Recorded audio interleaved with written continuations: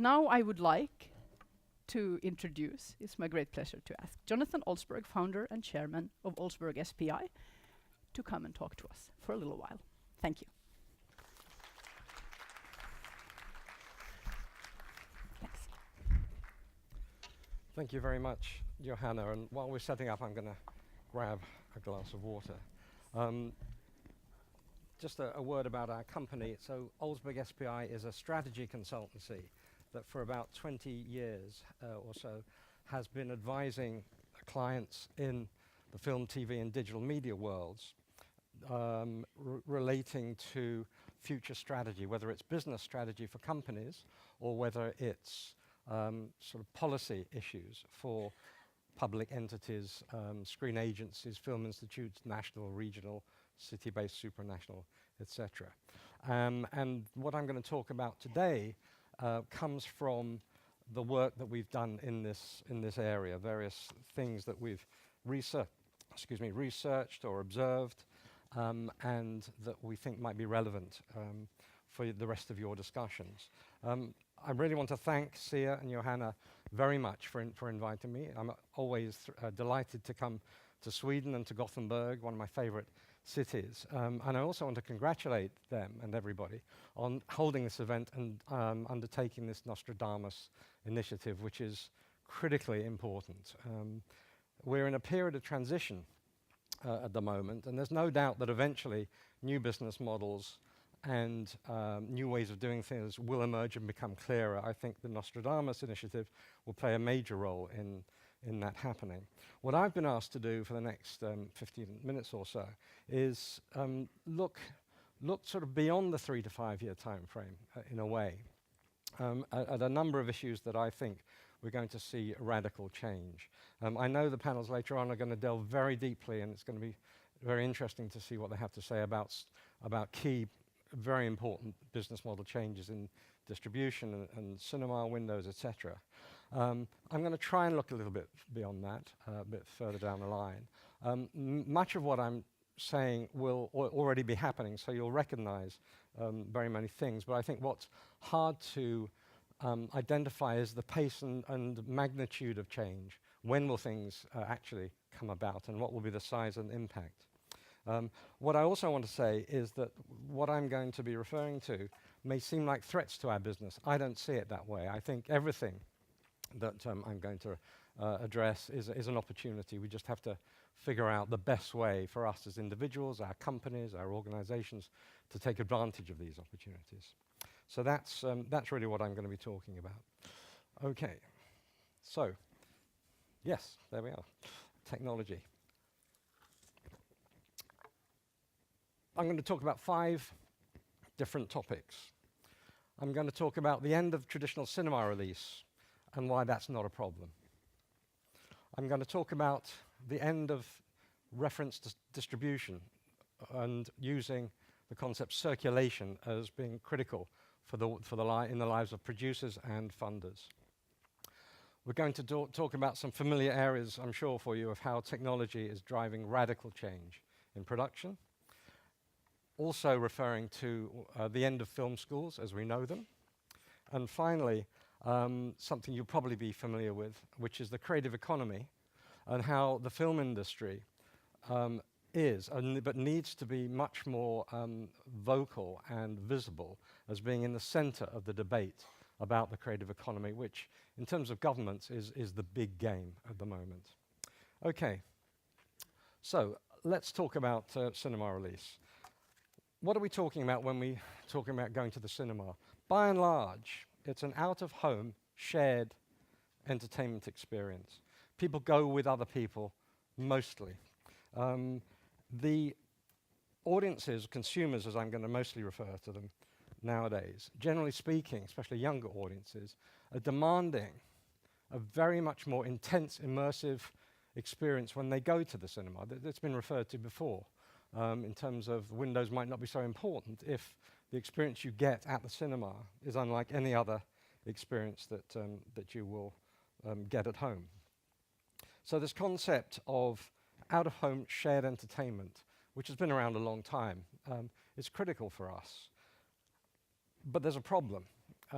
Among young people, I'm going to use that phrase quite a bit. I suppose we're talking about, our sons, daughters, grandchildren, in my case, or whatever. Young people have found a way to enjoy a shared entertainment experience in the home through shared gaming. And we're going to find more and more, I believe, that they will be watching content, movies, whatever it might be, at home on their own, but sharing that experience at the same time with their friends and with colleagues.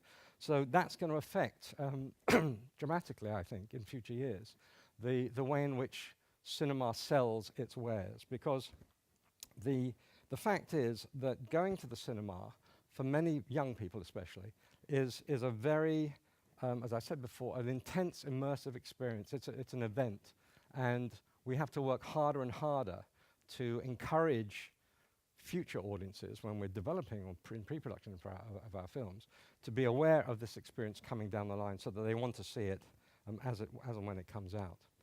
Now, those of you who are involved in running cinemas, especially cinemas that cater for what I'm going to call specialised films, but I really mean the films that all of us make or have made, there's massive competition for audiences, for eyeballs, not just in terms of other things that people can do out of home, but as we've learned, what people can do inside the home. In European terms, in 2012, which is the last year for which thorough statistics are available, there were over 1,300 feature films made just in Europe. I mean, how on earth can we find slots for these films to be shown in the cinema? And if that wasn't excuse me, enough of a problem, we've got the issue of alternative content, or event cinema, which is to say other kinds of content that cinema owners are very keen to show. In the UK, the leading cinema company for more specialised films is Curzon Cinemas.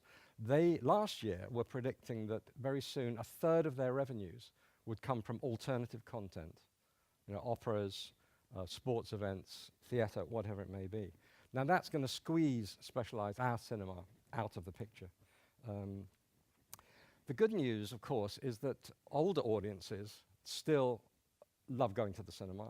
There aren't that many opportunities for older people to get out of the home shared entertainment experiences other than restaurants. They tend not to go quite so much to other kinds of activities. So the cinema is important, and they're less interested in the immersive 3D experience as they are in story. So that's a market that we need to continue to focus on, obviously. But we're up against a fair amount of competition in that event cinema world. And if those of you who are familiar with the phenomenon, the unexpected phenomenon recently of the Doctor Who 50th year anniversary day and date global event, will know that we've got challenges ahead of us. There are fewer slots for our films at the cinema, so we have to work much harder to create awareness among our consumers, our audience, that what's coming up is a must-see event.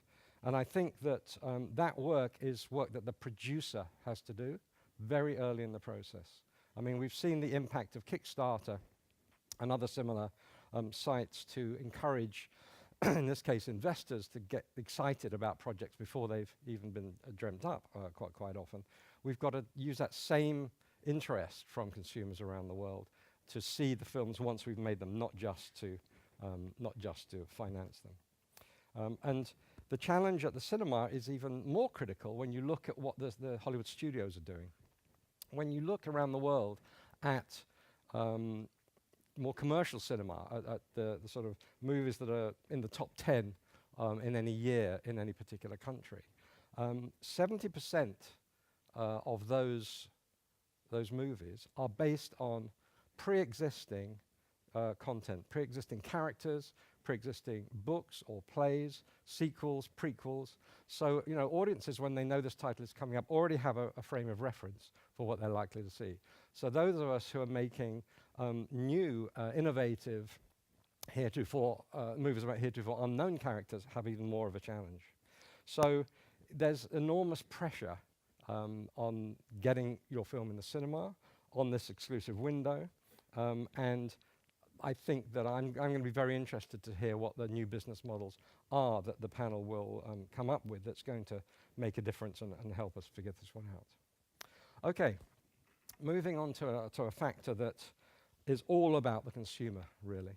But it's about, in terms of action, this is about actions that producers need to take and funders need to take, which is to say, let's forget for the moment the traditional distribution business models. Those, sooner or later will disappear, and we'll have something different that comes into play. Other ways, new ways of monetizing the experience of a consumer seeing the film. But what we need to do in the meantime, as we're making our films and as we're funding our films, is work much harder on trying to figure out how this circulation of the movie is going to work. So this may be a paid-for experience, or it might not. I think there's a lot of work that needs to be done, but I think the start point has got to be abandon the concept of distribution. It's old hat. It doesn't work anymore. And think about how, as a producer or a funder, we're going to get this film circulated in front of people. It starts during the development phase, and it needs to be addressed very early. And I think that public funders should be much more rigorous in demanding of the producers or the applications for funding that they get, that the producer evidences a very clearly thought through strategy for the circulation of their films. By the way, in terms of new ways of monetizing, there's no reason why public funders couldn't take the concept of reward for audience participation or audience take-up, like your PRS structure here, further, which is to say, in terms of future circulation of the films that they're involved with, whether or not an observation or an experience of the film is a monetized transaction, that experience should be counted as being circulation, and then a financial benefit should pass along to the filmmakers. We're really not, this is not clear how this is going to work out, but I think if we start to think about circulation rather than distribution, we will get there. Okay. Just quickly, it's quite remarkable and very exciting how technology is radically changing the production world. Nowadays, what we used to call visual effects in post-production starts during development. In many films, Gravity, the movie, is an example of that. And because the democratization of all of this is bringing costs are coming down, we shouldn't think that we can't afford to employ visual effects techniques during the development process as part of our work. But there are other radical things that are happening. For example, virtual actors. There are ads already appearing in the UK featuring Marilyn Monroe and Audrey Hepburn and what have you that are based on archive material. There's ways of, there are technological ways of taking an actor for a couple of days in a studio and essentially plotting all of their moves in a film in the future. The Economist in the UK recently did an assessment or analysis of what careers in the future are going to grow and which ones are going to be diminishing. Bad news, by the way, for accountants in the room. You're at the top of the list of those who are going down. But actors were featured quite highly on the careers where diminished opportunities were going to come about. 3D printing is something that seems a little exotic at the moment, but I think in 5 years' time, on set, in terms of props and everything else that are needed of this ilk, there'll be a major 3D printer somewhere in the studio that will be able to create this new prop that the director decides they want to see the next day on set. Although it's not really about production, there's no doubt that the need during the development phase to think about multi-platform, platform agnostic, 360-degree exploitation, whatever you want to call it, is essential. If you're producing a film, there's no way of knowing in 3 years' time what sort of device it's going to be captured on. So those thoughts will have to change the way in which production takes place. I'm obviously racing through this quite quickly, but we can pick up on some themes later on. Right, obviously film schools are not going to end, but perhaps the way they currently operate, they might. Research we did shows that students coming into film schools now compared to 5 years ago are at a much higher level of existing competence and experience of making content, of having their material, their movies, their shorts, whatever it is, their videos on Facebook. So they're coming into film schools at a level of competence that in some cases exceeds the level of competence of the institution into which they're being placed, the instructors, the systems, what have you. That's moved very quickly over the last 5 years. I think it's going to move even more quickly in the next 5 years. So that means that the institutes, it's a very broad statement, I realize, are in danger of not keeping up with the demands and needs of their new students. Storytelling skills is still fundamental and critical for film schools, platform agnostic, as it must need to be, but there also must be a much greater emphasis in the film school context on understanding the consumer from the very beginning. So the story, telling the story is critical, but understanding how consumers will see that story is also critical. Doesn't happen very much in film schools. One way of getting through that would be to move much closer to the world of advertising. If there's any entity, any group of people who do understand consumer behavior better than us or anyone else, it is those brand managers and media buyers and others in the world of advertising. So I see in the future what we used to call film schools being institutions for people who want to work in what we call film, TV, whatever we want to call it, as well as the field of advertising. Because what they all need to do is figure out whatever we're making, how is it going to be seen, and how do we reach the people. The other thing that's radically changing is getting out of the classroom and into the workplace. Whatever film schools of the future might do, and their students need to spend half their time not at the film school. Okay, my final topic. Many of you will be aware of the creative economy, creative industries, which is this kind of a new definition of a number of sectors, cultural industries, that of which film and TV is one. In the UK, there are now 9 groups, advertising and marketing being one, architecture, crafts, design, or product design, graphic, fashion, film, TV, video, etc., IT, software, computer services, publishing, museums, galleries and libraries, and music, performing and visual arts. When you make a film, or when you make a high-end TV drama, you are spending more money in those other creative industries than any other single creative industry does. So what that means, in political as well as economic terms, is that if a country is interested in growing its creative industries, the best way to do it is to build a very healthy film and TV industry. Because when you're spending money, you're an engine of growth in the creative industries. And just a word about how important these industries are.